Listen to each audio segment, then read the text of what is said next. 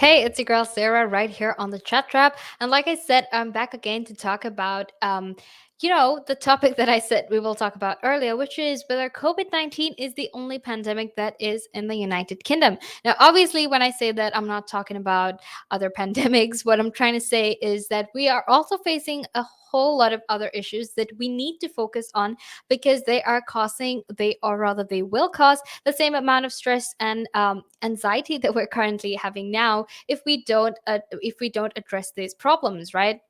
Now, obviously, we've been stuck in COVID 19 for such a long time. It's been almost 2 years since the pandemic started, and we've been in lockdown for about 451 days. So things haven't necessarily been easy. Things haven't definitely, helped at all because uh, when we started this pandemic, we thought, sooner or later it would eventually die down. We'd probably be able to get back to normal. But obviously, that wasn't what it seemed to be, because although when the first lockdown happened and things seemed to be easing up after the first lockdown and we were finally so ready to get into our lives, the pandemic was just like, I don't think so.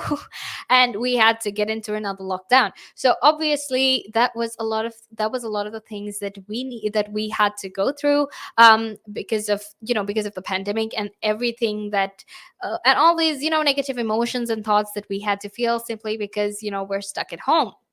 So, obviously, what I'm trying to say here, or what I'm trying to bring your attention to, is the fact that the pandemic has actually exacerbated some of the other pre-existing conditions that is present in society. And when I say this, I'm talking about things like mental health. I'm talking about poverty, inequality, and so many other things. The aging population, so many other things that is currently there in society, right? I'm also talking about things like climate change, because we realized when we all had to stay at home, and we realized that when we were all stuck at home, how much of pollution we were actually reducing, given the fact that when we're constantly traveling, when we're constantly using our own vehicles, or even if we're using public transport to get to work and back home, but we actually pollute a lot. And forget about pollution that is there just when you're traveling. What about all those times where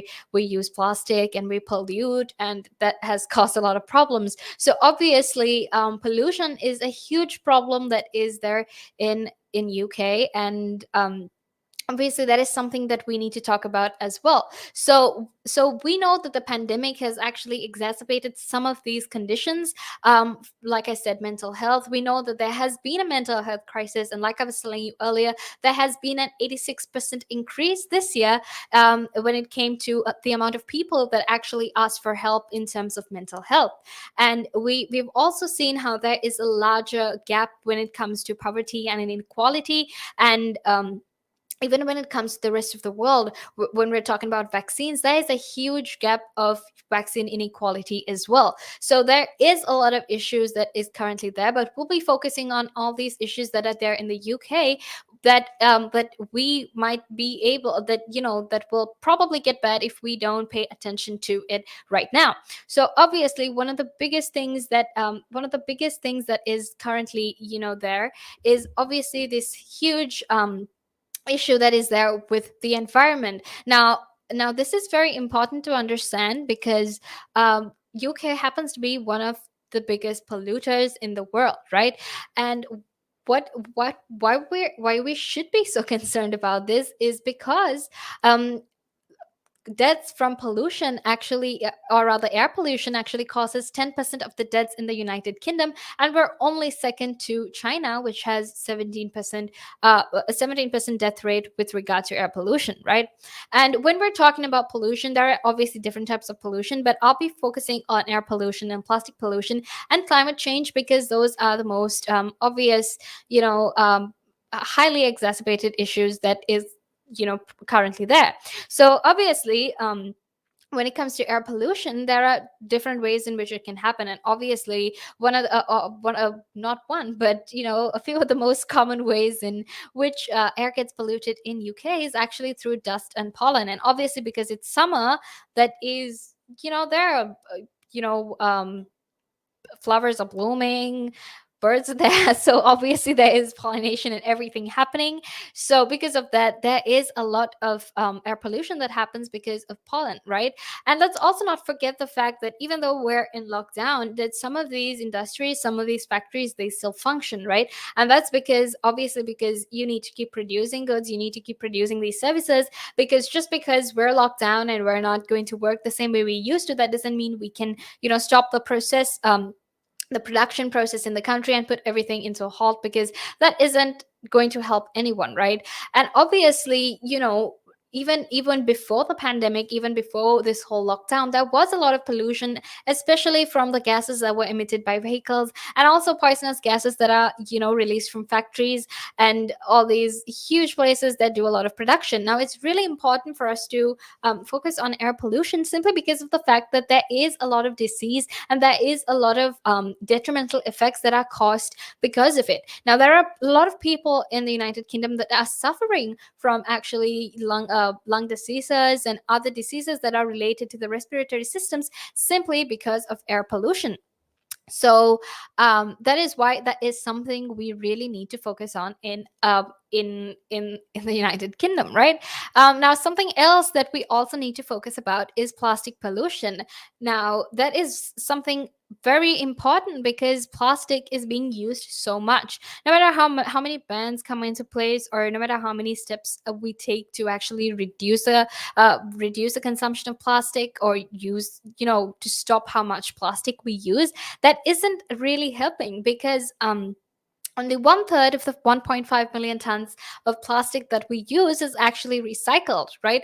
And one third means that that is not too big of an amount. So all the plastic that we use isn't recycled, and obviously you've seen it polluting waterways, um, you've seen it polluting a lot of other places, and that's really, making such a huge impact in our country, simply because of the fact that by 2050 it's estimated that there will be more plastic in the ocean than fish. And that just goes to say how much of plastic we're actually consuming. Now plastic consumption has been a huge problem, and there has been a lot of, environmental movements that have brought attention to plastic and how much plastic we use, and whether some of the plastics that we use is actually necessary. And I'm talking about things like straws, which aren't really necessary. And an interesting thing that I actually found some time back, was that straws, that the need, or rather the want for straws, was something that was created. People didn't need straws to drink, their beverage, or they didn't necessarily use straws back then. But this need was created. It was sort of, when you start promoting these cups with straws, these cups that you take your soft drinks in, if you're going to get coffee, the plastic cups that you get, or even if you go to your favorite, restaurant, and I'm talking about fast food restaurants. The moment you go there, you have these cups that have plastic straws, that have plastic holders. Everything is basically plastic, right? So this need for plastic was created, and it's been programmed into our mind so much that when we go out and we're getting a drink from, say, Starbucks or whatever it is, when we're trying to get a drink from there, we can't stop thinking about the straw. That straw is so essential to us that it has almost become something we can't live without. But the thing is, that isn't necessarily a need for you to use straws, especially if you can invest in something like a metal straw or even a bamboo straw. That would be so much more helpful than a plastic straw. So if you can't eliminate your need for straws, then try using alternatives to plastics, things like bamboo straws, or even metal straws, because those things really help. And that's why it's so important for us to focus on plastic pollution, because end of the day, this is our planet, right? We have to make sure our planet is livable. We have to make sure we protect our planet, because there is a lot of disaster, there is a lot of dangers that can happen to us if we don't take care of our planet. So it's very important that we do that. But I also need to talk to you about climate change now.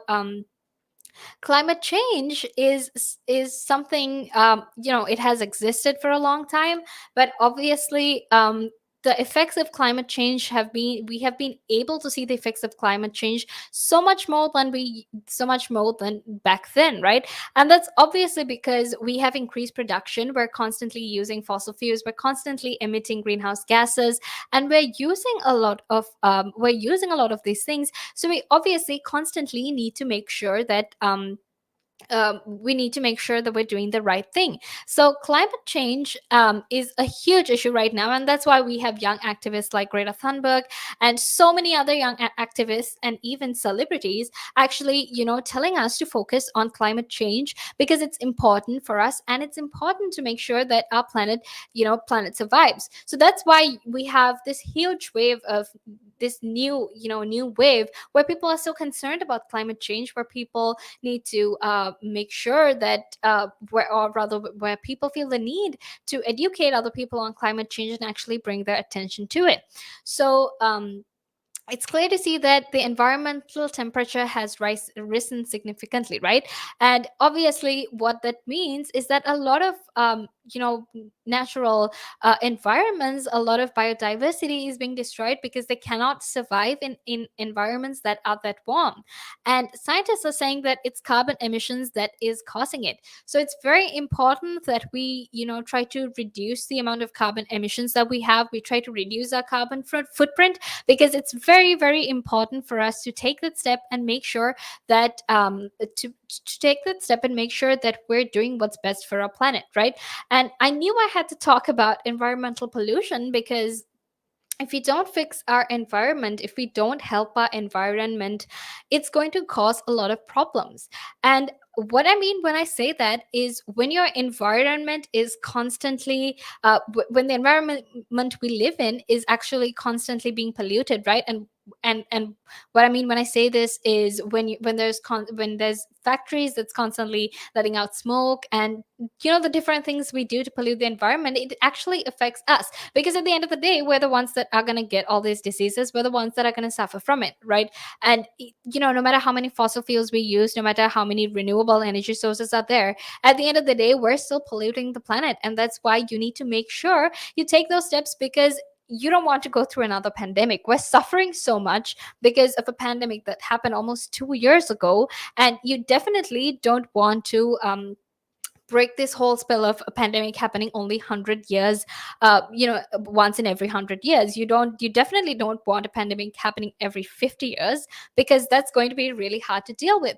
So for you to do that, you actually need to make sure you take care of the planet. But stay tuned, because I'm going to head into a little break right now, but I'll obviously be back here to talk to you about these other pandemics, what I mean about these other pandemics, and obviously the things that, or rather the steps that the government can take, and the things that the government should tackle when it comes to dealing with the rest of these problems that I'm talking about. And it gives them something to look at, and it makes them laugh. It makes them laugh, so that's why I do it. Oh, and it could be a really good pickup line as well.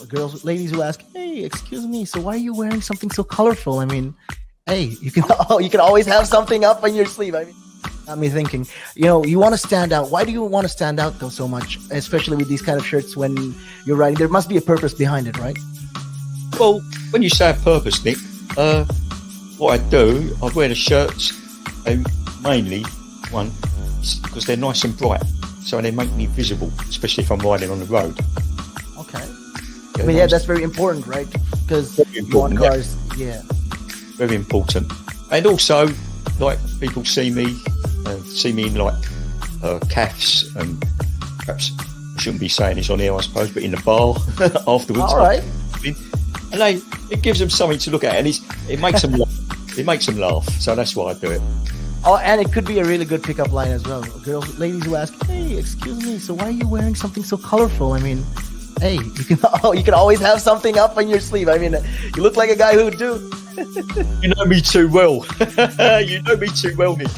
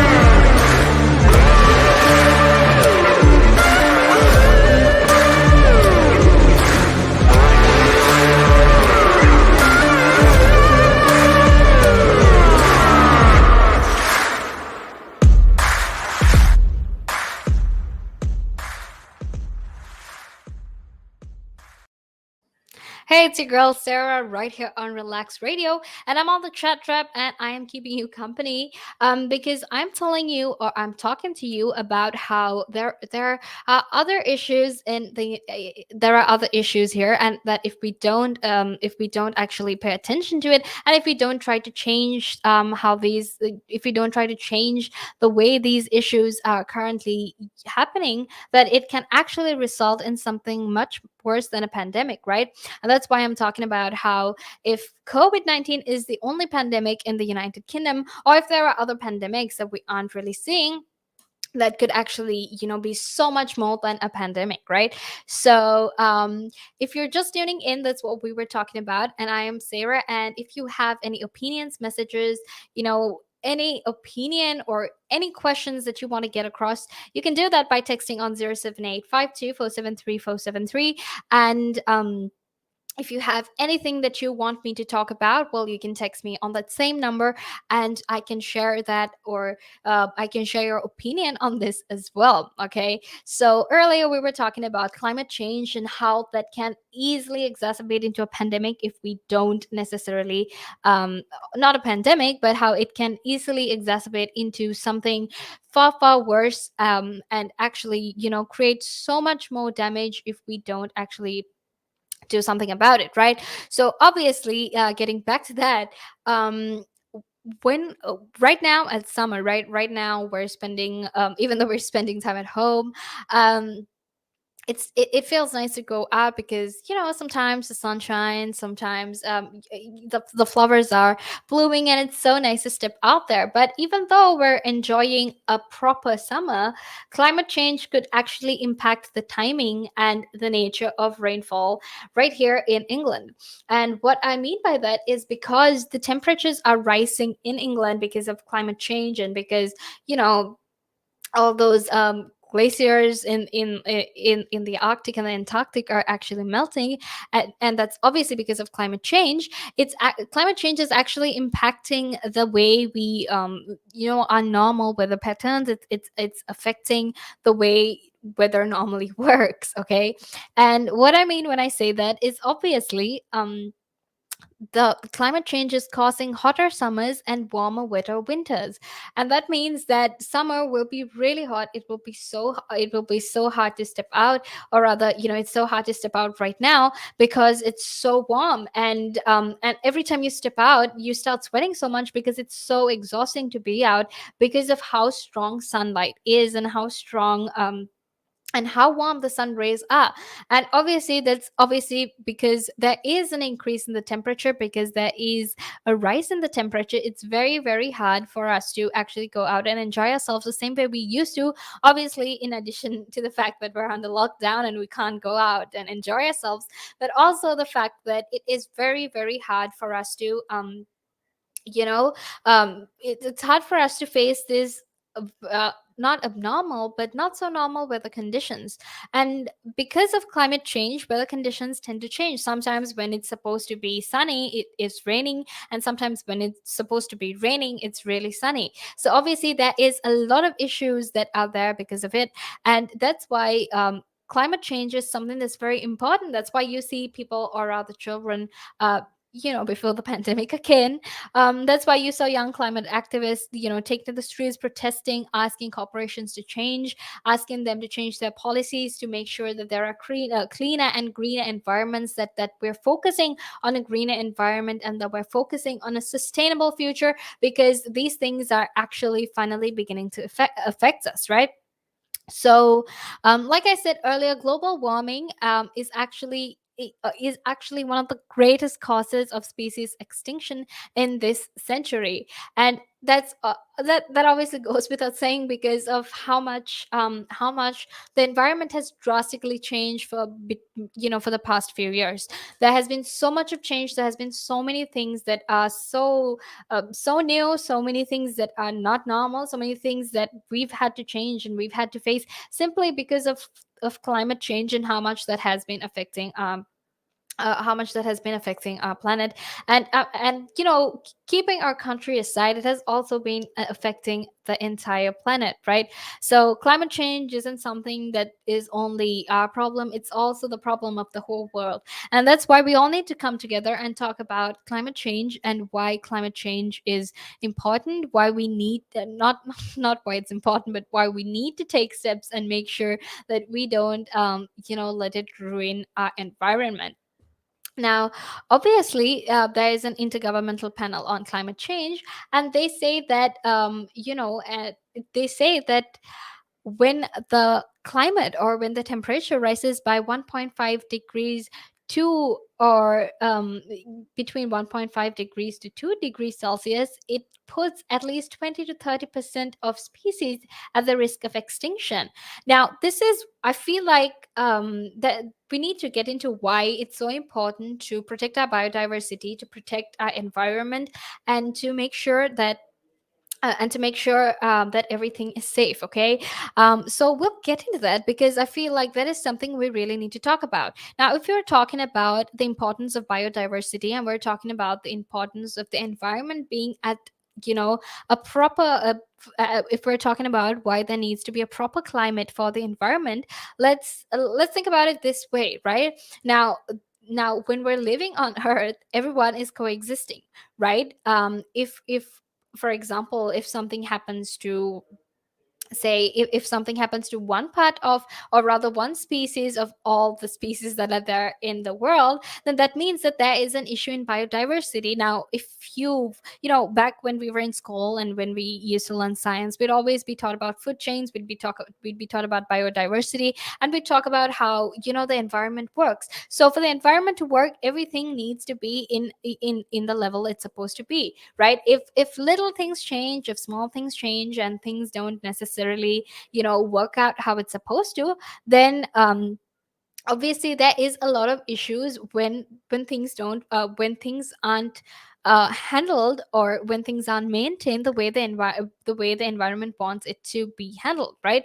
And what I mean when I say this is, we're seeing a lot of extinction when it comes to certain species, right? And obviously, you know, there are so many animals out there who are endangered, who are, you know, at the risk of extinction, but we while we know all that, we still keep polluting the planet, and we still keep taking this so lightly, which is honestly not the best thing to do, given the fact that we're all in this really scary, we're all in this future together, right? We're all in this together. So it's our future, we need to protect it, because it's not only the future generation that's going to feel all the ill effects of what we're doing. We ourselves are starting to feel it right now, because of all these new diseases, because of all the new things that we're currently facing, simply because we're not putting our planet, you know, we're not prioritizing our planet, right? And apparently it also says that if the planet actually warms by more than 3%, if it warms by more than 3% degrees Celsius, that most ecosystems will struggle. And ecosystems need to survive for us to survive, because we're codependent. Even though we act like we're so independent, even though we act like we can, you know, exist without the environment, that's not true, because you need trees to produce oxygen, and if you need oxygen to breathe, so we're all codependent. And if other ecosystems are struggling, then that means we're going to be struggling soon as well. We can't survive without one another. And that's why it's very important to tackle this climate change when we can, instead of waiting until someone else does it for us. So obviously, we're very lucky, because our climate change act contains the world's first legally binding national commitment to cut greenhouse gas emissions. Now, greenhouse gas emissions are obviously, they play a huge part when it comes to climate change, because scientists have said that it is greenhouse gases that are causing climate change, right? And one of the most important things to note is that in 2019 they actually adjusted this act to with the target of achieving net zero emissions by 2050. And to do that, the UK government actually has to set these legally binding carbon budgets, where you basically create this budget that provides this 5-year cap on total greenhouse emissions, right? Now, the government has already legislated 5 carbon budgets, and they're running from 2008 to 2032.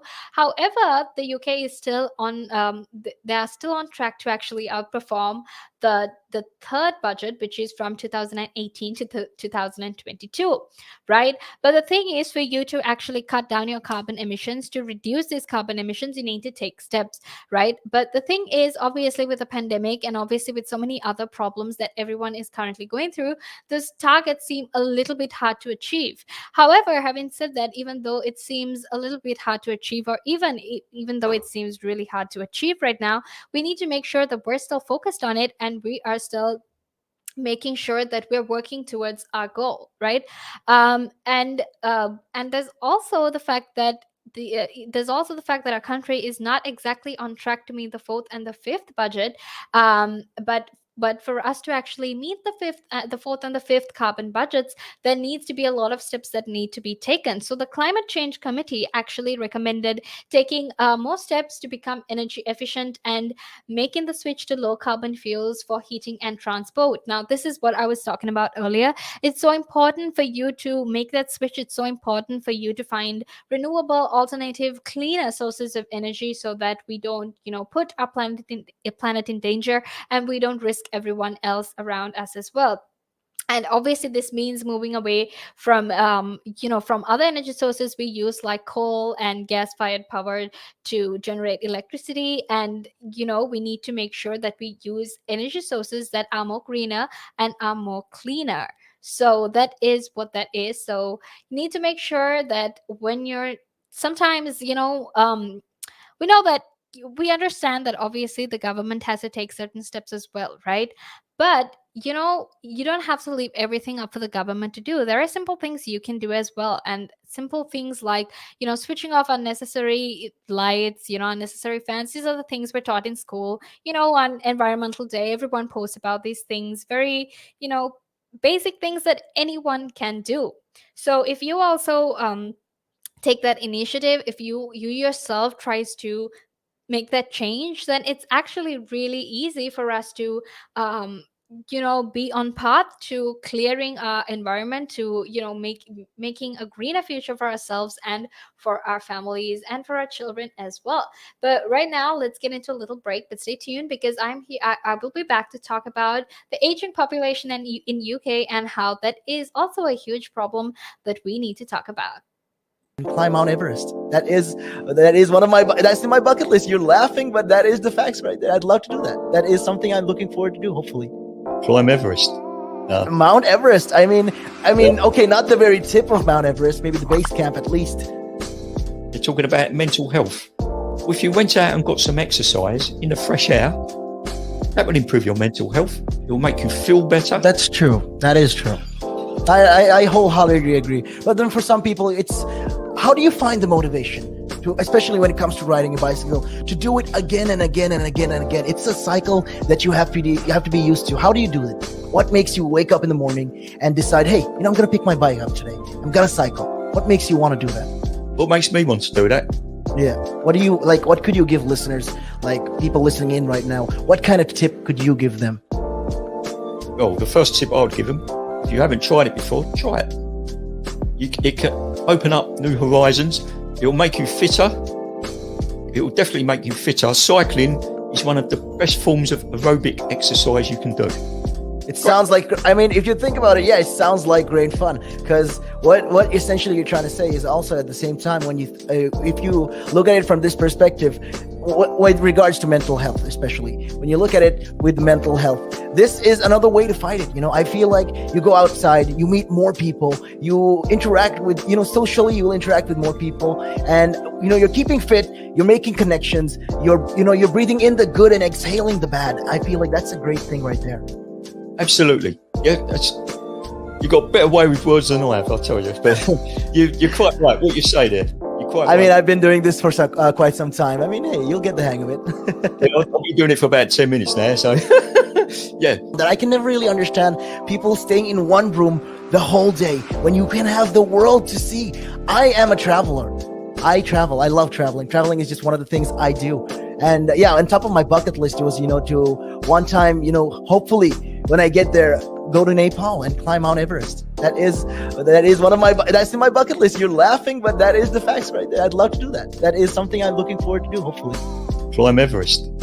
Mount Everest. I mean, okay, not the very tip of Mount Everest, maybe the base camp at least. Base camp, yeah. At least. Would you be able to cycle there? Oh.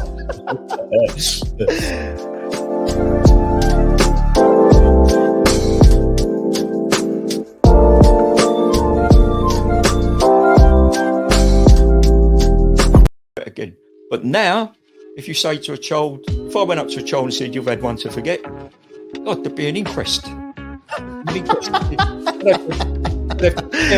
Me, why did you reject my son? Oh, I haven't rejected your son. I want to talk about, how the generation gap, how much has changed, especially when you check the youth nowadays in comparison, to people back in the day. I'd say when I was younger, it was more disciplined. Not now. In comparison to now. Not at all. Not now. The way things are nowadays, the younger generation, you seem that they can't accept the word no. If that makes sense. They can't accept rejection, essentially, is all you're trying to say. Yeah, they can't accept the word no. So if you, how did I do? Well, you didn't do very well. And they get upset, and when I was a youngster, my father used to say to me, because I used to be sport mad when I was very young, well, I still am sport mad, but like participating in different sports. And if I had a bad game, for example, he'd say to me, you had one to forget. That's it. Your dad sounds like a smart guy. I mean, yeah, that's the real fact of the matter, yeah. He'd say to me, you had one to forget. Get over it. And that was it. So I dust myself down and do it again. But now, if you say to a child, if I went up to a child and said, you've had one to forget, God, there'd be an inquest. An inquest. Me, why did you reject my son? Oh, I haven't rejected your son. Or daughter. I've just told them that they need to buck their ideas up. That's the truth right there. I mean, if you think about it, if you check the generations, like right now in the US as well, I've seen a lot of these things as well. In the UK, you get medals for participation. But what's the point? What are you trying to? Yeah, what's the point? Either you win or you lose. People are so afraid to put that whole notion of losing. When it comes to right now, the generation gap is just crazy. How much. A lot has changed. Social media has taken control of our lives, and we don't even realize it anymore. We're crippled because of it. That's absolutely right, Nick. Because, as you said, nowadays it seems that you get rewarded for failure. For the life of me, Nick, I can't get my head around that. Perhaps I'm just getting old and morbid. I don't know. I just can't get my head around how you could be rewarded for failure.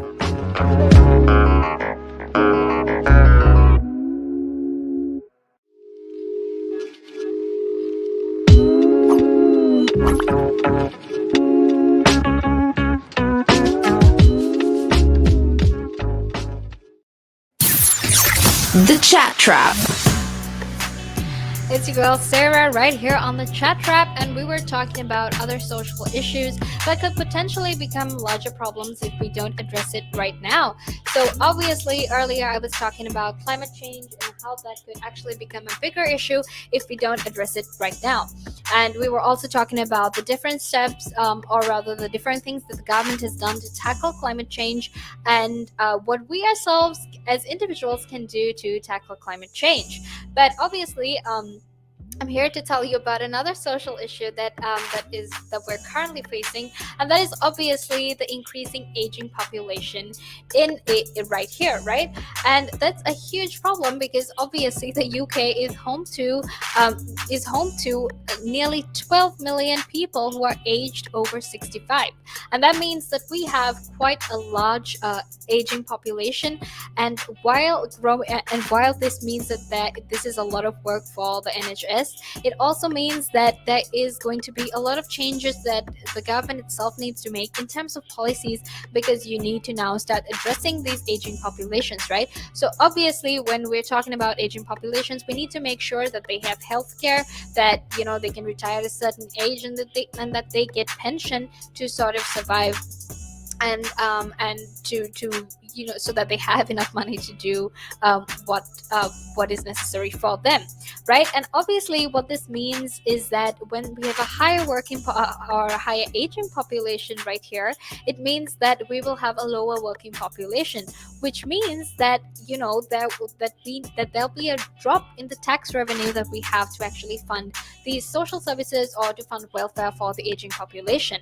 And because of that, the government is actually slowly raising the retirement age to cut costs, and it also means that the government now has to make sure that there is higher public productivity, and that means that they also might have to increase taxes just so that they can cover the cost of pension for the rising aging population right here. So and because the government is trying to slowly raise the retirement age, they will raise the retirement age by 67 in 2029, right? So that's in 8 more years. The retirement age will actually be 67. Now, it's very important for us to actually pay attention to this and focus on this, because a lot of us are going to be affected, or a lot of us have to make a lot of changes to make sure that we can address this problem.